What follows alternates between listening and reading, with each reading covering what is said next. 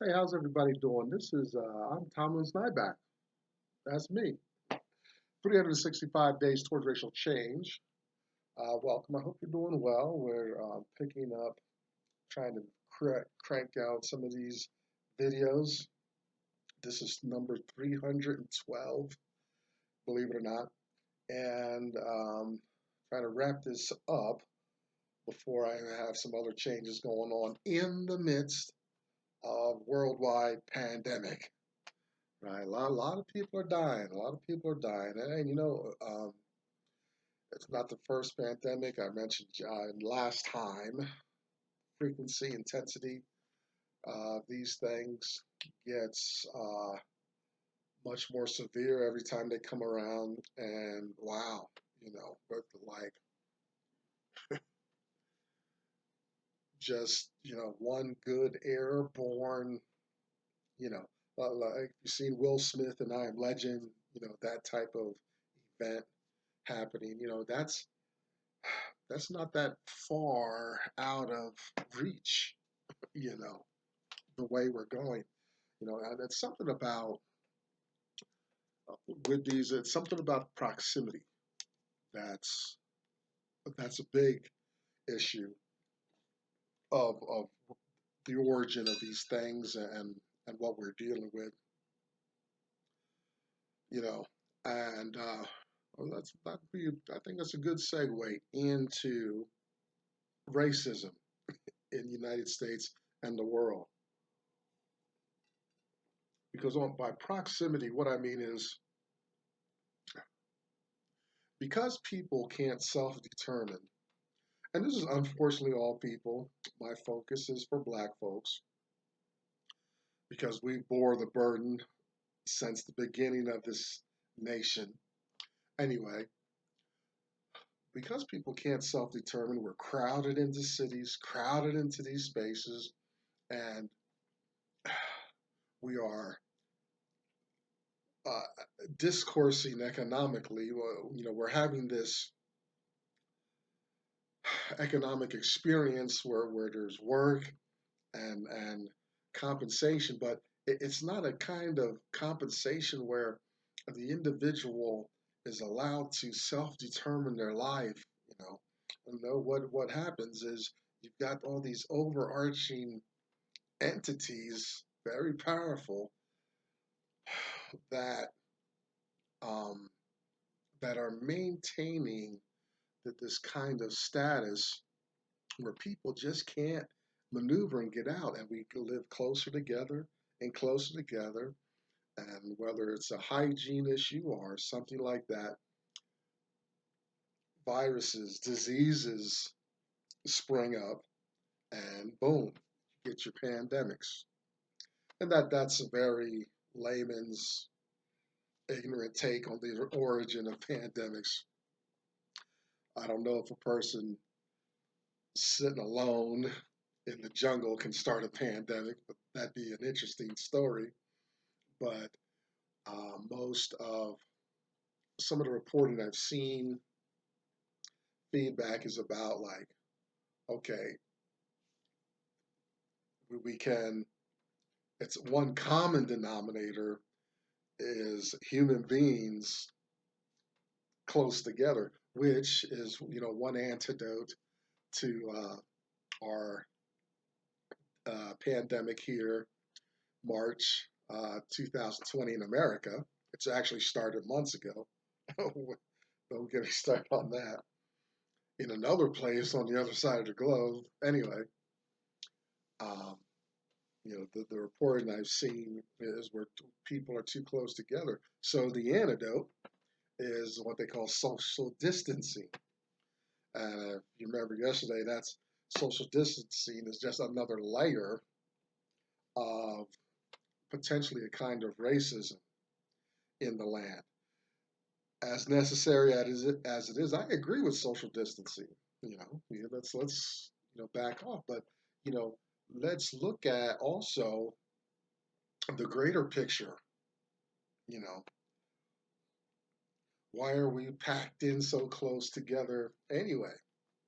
Well, you've got employers giving us enough wages to the masses. I'm talking general population, not maybe your skilled labor, where those people can live in the suburbs and nice communities. I'm saying, you know, your your general laborers in cities anyway are going to be closely packed together, trying to make things, trying to live. Landowners are extracting, you know, this is a surprise or accident. Landowners know how much they can charge the individual without driving that individual into a life of crime. Employers know how much they can pay an individual so that they can sustain their life for a day or two and come back to work, you know, um, dependent on their employer the next day.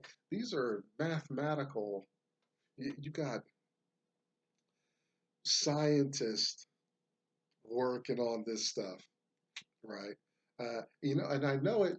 I don't know it factually. I can't give you names, dates, places of people doing this, but I can say when I reach out for help, or if I'm needing to latch onto welfare, um, drug and alcohol help, um, something where I'm at a disadvantage and my mind clears up enough where I'm ready to reach out for help. In my experience, I'm going to be sent to the very kinds of depressed, challenged places where people my color are congregating and struggling as well, right? But if I'm white, I'm going to be sent to a different space to get help and to recover and access resources and all that. So my experience, it might not be, I can't give you the website, dates, names, and places of people manipulating the system racially. I can only give you my experience, right? And I've seen it multiple times when I was going through my experience on the East Coast. I show up, you know, and it's a mixed group, but when your assignments are given out, if you're in the kind of a big city, you know, black people went down over there somewhere, and the white people went over there, and that got down over there, right?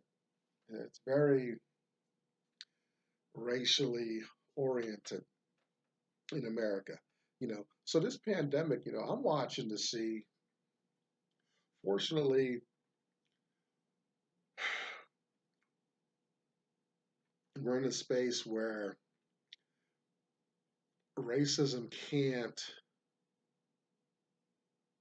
readily be employed. I'm seeing a lot of things suspended in America right now. Um, Things that everything that all the presses have stopped, and some of the contemporary issues that we were fighting with, impeachments and um, and the like. Even my message, right? I'm babbling on about viruses and whatnot, right? Some of that's suspended, but uh, human nature, when the storm passes, when the skies get blue again, we're just going to revert back. That's my estimation. I hope I'm wrong. I do, right? Because this pandemic will blow over, and us healthy folks um, will move on behind it. But it's going to be interesting to see what recovery from this yet another episode of sickness on the global population. That what's the recovery going to look like? How are people going to act? How are people going to treat each other? right? Um, when the need for social distancing disappears, will people still avoid me on public transportation? See, because they were socially distanced before the pandemic against me. I know that. They didn't need uh, CNN to tell them the 6 to 10 feet distance. So they were it was already, they were at the other end of the car. They didn't need to be told distance from me. There's a portion of the population already socially distanced. Yeah, very important. So how are we going to act, right? You know, the white folks and everybody is we're locking elbows and uh, together, and we're a human chain of how we going to survive together in this pandemic. But how are we going to act when it's all over? Do we go back um, to treat me like a rapist and a criminal automatically out there in the world? Mhm. How are we going to act? I'm inspired to do this work by a man named Dr. Claud Anderson. He's written a bunch of great works. I've read 3 of his books, and these books inform our discussion, right? Because I'm not an expert. I'm just delivering kind of the message. But by going through Dr. Anderson's work, I've really come to understand some of the intricacies of being at a disadvantage because of one's skin color, right? That's America. America is, from the outside looking in, people are probably like, boy, America, yeah. But see, America does something to people. If you're a woman, you're going to have some female issues, right?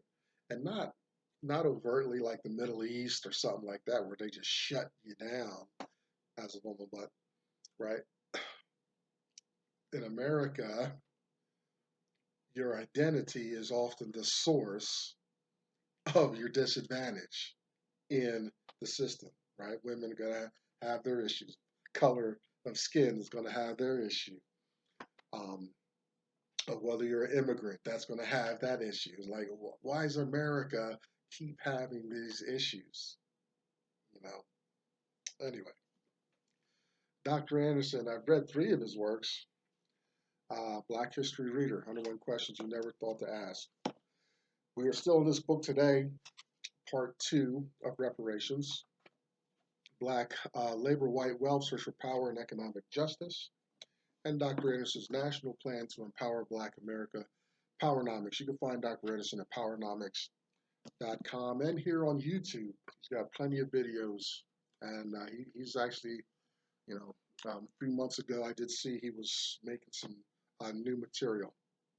Behind me, you'll see the hashtag us2 symbol. That's black females having their support, and having some support groups. Check out Blag Enough, BLAGGENUF, kind of a black Facebook experience. And if you have a business entrepreneurial mind, go check out Boyce Watkins at the Black Business School, theblackbusinessschool.com. He's very active, and a lot of great black interests in the land that I would endorse. Oh, also, we have what I like to call story time.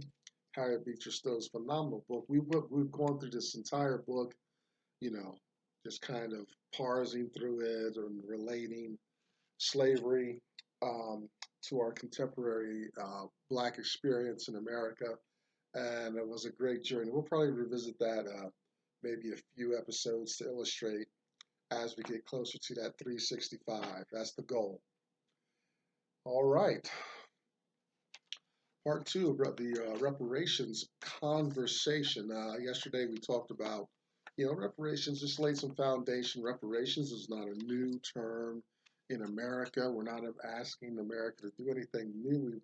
We looked at Germany, we looked at the Jews, Japanese, Mexican Americans throughout history where America, mostly through conflict, um, after the conflict is over or resolved, there's America will rebuild or stimulate an economy and things like that.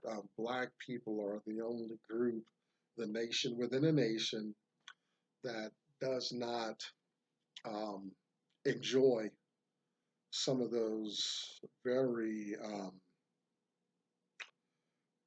fruitful, lucrative moments expressed to other groups. Today, we're going to talk about um,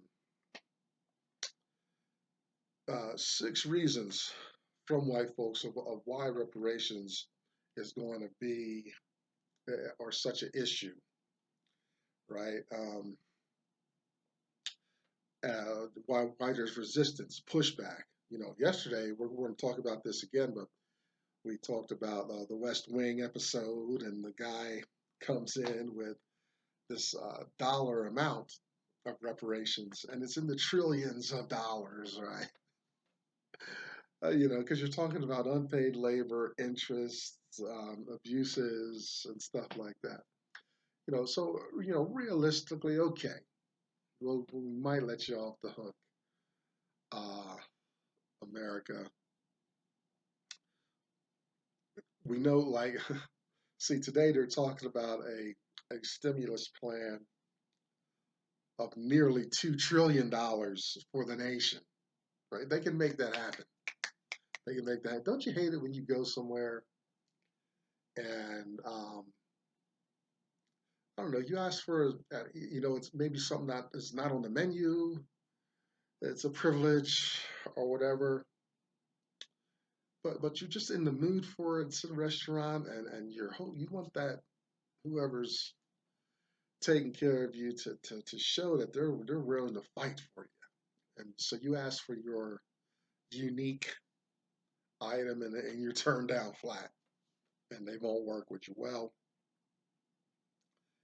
I don't know. That's kind of what I feel sometimes about this idea that Congress, boy, they're putting together nearly $2 trillion, right? They're just grabbing and making it happen. Uh, so it's a little laughable, to see a West Wing, and it's years ago, I know, and to say that $1 trillion reparation is hard to come by. If you read a book called The Creature from Jekyll Island, you know that we could actually come up with trillions of dollars and more, but it's not a healthy way to address what's going on in the economy. First white reason um, to resist reparations. And these are just 6 things Dr. Anderson has listed. I'm sure it's not an exhaustive list. These aren't the only 6 problems. His number one, he goes, um, black reparations would reduce white economic dominance and power advantages. True, right? Well, white people don't want black people having the same privileges and moving around and having nice consistently, like it'd be normal for black folks to have a corner lot with a big house where and families are together, right? Economic pressure um, is one factor in divorce rates among black folks. I'm all for fidelity till death do you part. I believed in that stuff until my parents divorced, right? But you see white folks kind of sticking together more ish. You know what I mean? So this the white people want to keep their economic dominance and privilege, um, and it's important. You look at. I mean, you go take a ride if you can to a white neighborhood or something, and you see a difference. Black people are squoze into some space, stacked up on each other. No wonder we want to get high, drink, and fight. Well, white people are spread out, quiet, woods, trees, nature. You know, hey, that's factual. I'm not even saying anything biased at that point. Dr. Anderson's number two. Uh, Dollar amount would be too great.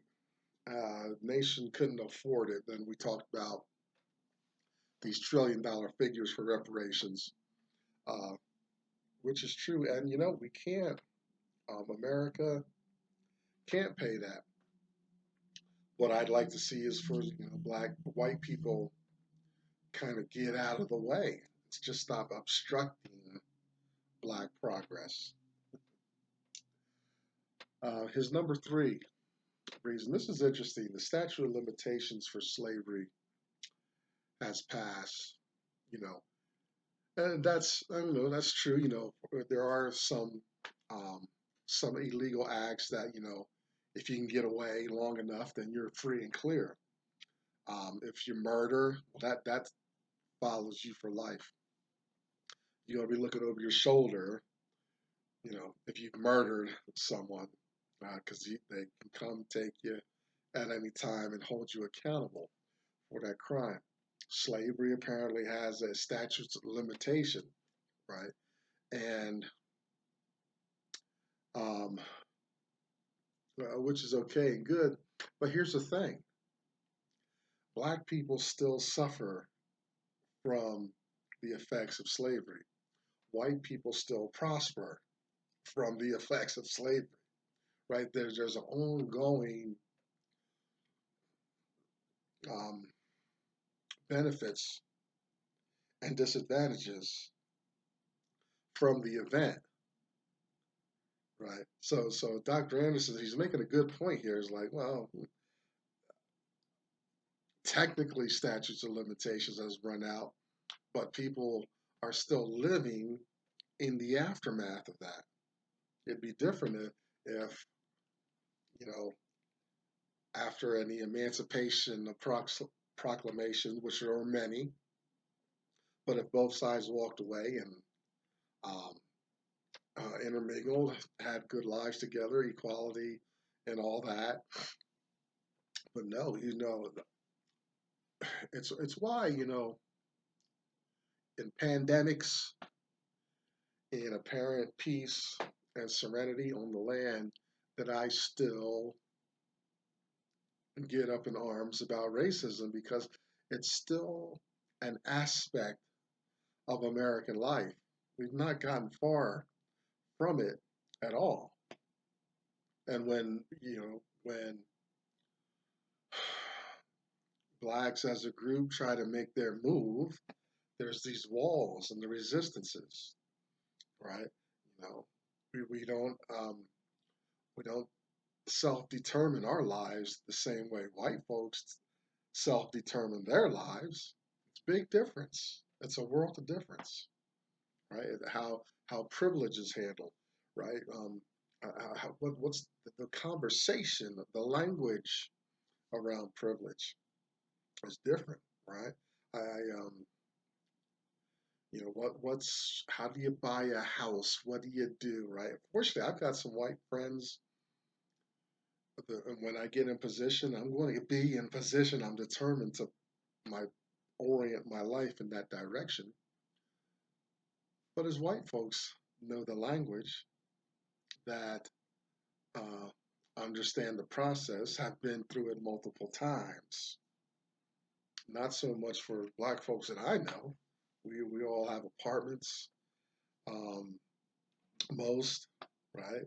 Those with houses are pretty privileged. You please shoot me a letter on how to buy a house. right? Or what's the language around it? I've been places and to hear white people talk, um, not just about the money, but renovations, title movements, and stuff like that is like, wow, that's a whole, that's a whole class I need to take to understand that stuff. So each group is still either being disadvantaged or benefiting from slavery. Number four, and this is here's a good point. Some pushback against the African chiefs because you that have sold slaves. Listen, how do you get 1 million people to get on a boat and go offer themselves up to being whipped, beaten, worked to death, raped, um, mutilated, dismembered, on, castrated? Um, you do that with some help, right? See, Roots, Alex Haley's Roots, the TV version, leads you to believe that all white people were trapping black people, hunting black people, and whatnot, which I'm sure is the truth. That's a part of it, but you also have black power groups in Africa selling their people, right? Slavery is an old institution through the Middle East and all that, you know. So Dr. Anderson, he includes um, black origins for some of this mess that we're in with slavery, racism in America and whatnot. You know, I wonder. I got a note here to myself, wondering if black um, African chiefs would have sold their people like that if they understood the brutality that was going on in America. Right? You didn't have a feedback loop, communication going on. And I wonder if that would have made a big difference to say, hey, man, you done sold me to this white guy. He's raping my wife, my daughter. He's beating me half to death. Why are you guys selling us over here like that? That'd be an interesting conversation. Number five, businesses built from slavery are still benefiting. I don't have any specific names of corporations and whatnot. The point is, we can kind of guess textile from any textile industries in the South as far as the harvesting and whatnot. You got white families that their built their nest eggs, old money, all that, and black folks just worked and died, worked and died, worked and died, right? So you got families who sitting on fortunes amassed through black labor down, especially down in the South, I'm sure, right?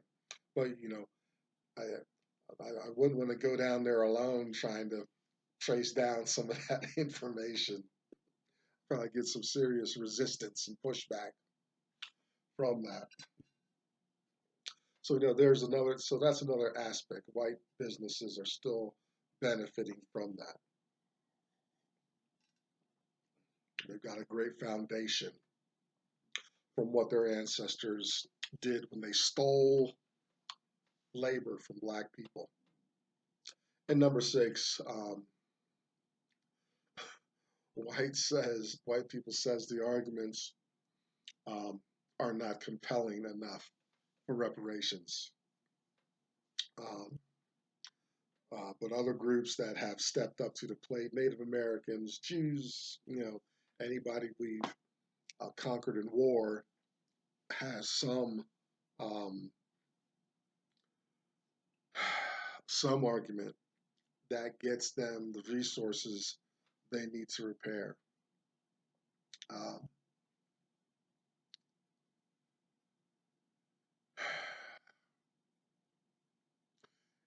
which Dr. Anderson, he finishes that 6 point with, to know it's no surprise, even when the UN speaks up, about some human rights issues, to a degree they're ignored. And, um, I mean, the United States is kind of hypocritical on some points, Um, we went and tore up the Middle East because that's where the oil's at.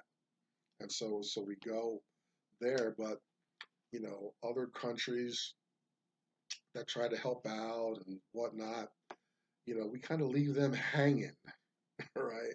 Um, we've just left some people hanging. The Turks are just always on the run out there. Um, since Iraq, we left them hanging. In Syria, uh,